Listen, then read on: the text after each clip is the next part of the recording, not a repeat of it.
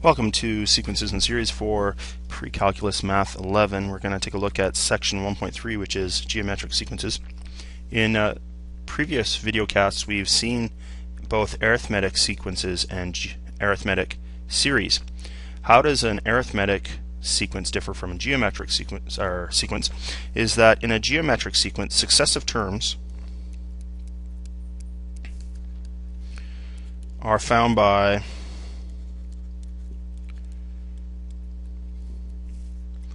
multiplying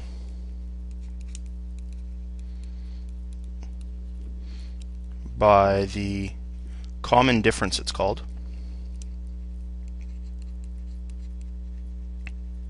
and we're going to use the letter R for common difference. So whereas arithmetic was adding or subtracting a certain amount, geometric is we're multiplying by a certain amount each time. So let's do a couple examples of this. Let's say we have a first term of 1 and a common ratio of 3. So 1 times 3 is 3, times 3 is 9, etc., etc. We see here that R is 3. This seems to be an increasing or growth sequence because the numbers are getting bigger. It's divergent because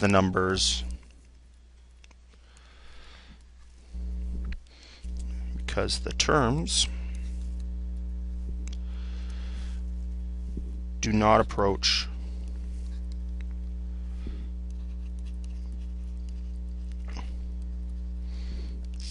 a specific number.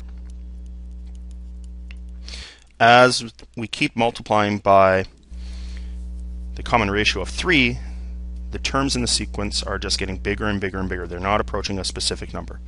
So let's take a look at another example. Let's say we have a first term of 2. Let's say a common ratio of negative 3 this time. So 2, negative 6, positive 18. We get an R of negative 3 here. This is neither increasing or decreasing.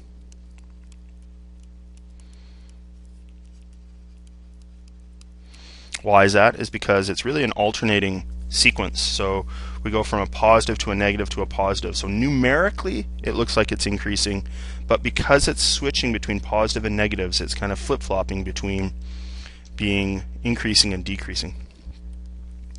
This is also divergent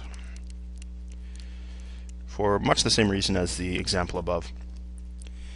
How about one last one here? Let's start with 1, and let's say the common ratio is a half, or let's divide by 2 each time. So we get 1, a half, a quarter. The next one would be an eighth. Here we can see that the common ratio is a half. This is a decreasing or a decay series.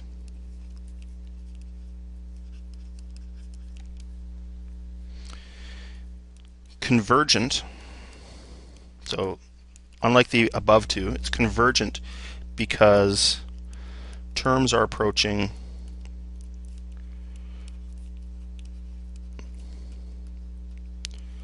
a specific number. What number is it approaching? Well, if we get really, really far to the right in sequences here in the term number, it looks like we're going to eventually equal 0.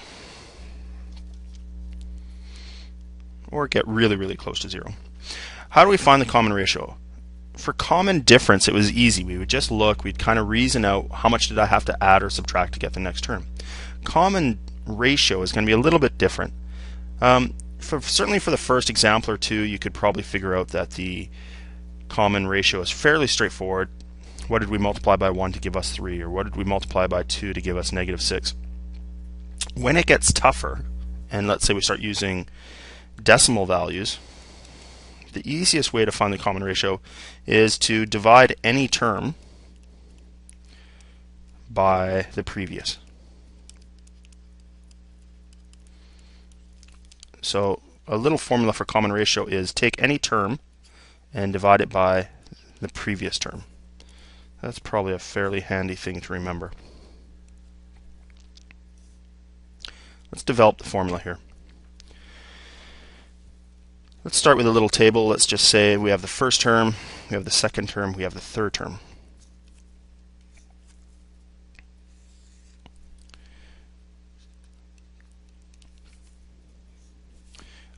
The first term has t sub n equals 1. How do I progress from term to term is to start with the first term and multiply by r. So term 1 times r. This would be term 1 times r squared. Let's see if you guys can write the fourth term.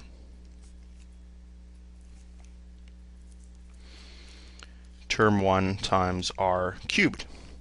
So it looks like any specific term is term 1 times the common ratio. Well, the problem is in the second term we had 1 less for the power, 1 less for the power for the third term, 1 less for the power for the fourth term. So probably not too tough to realize that it's t sub n is t sub 1 times r to the n minus 1. And we can go ahead and write that down here in the little formula area. T1 r to the n minus 1. And again, pretty straightforward formula. A lot simpler looking, I think, than the arithmetic one. This actually ends the notes for geometric sequences. What follows will be a couple examples.